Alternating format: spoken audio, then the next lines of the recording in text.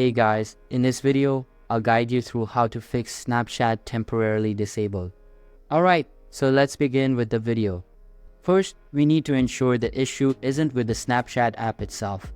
Open your Play Store or App Store and search for Snapchat. Once you find it, make sure the application is updated to the latest version. Updating the app can resolve many problems, so ensure it's current before moving on. After updating, try to log back into Snapchat. If you still encounter the same problem, proceed to the next step. The next step is to uninstall and reinstall the app. Long tap on the Snapchat icon and select App Info, which will take you to the app settings. From there, scroll to the bottom and tap Uninstall. Once the app is uninstalled, reinstall it from your Play Store or App Store.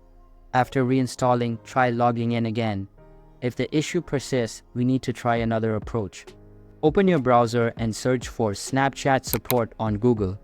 From the search results, click on the first link, which should take you to the Snapchat support website.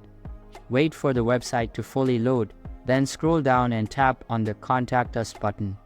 After a few seconds, the page will load a new set of options.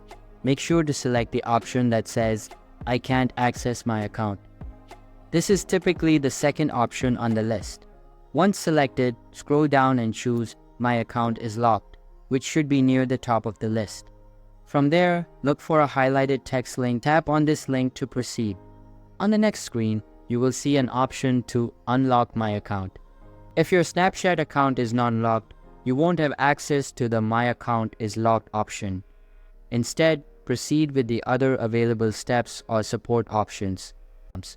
This should be the final step to resolve the issue. By tapping on Unlock, the problem should be fixed, allowing you to regain access to your Snapchat account.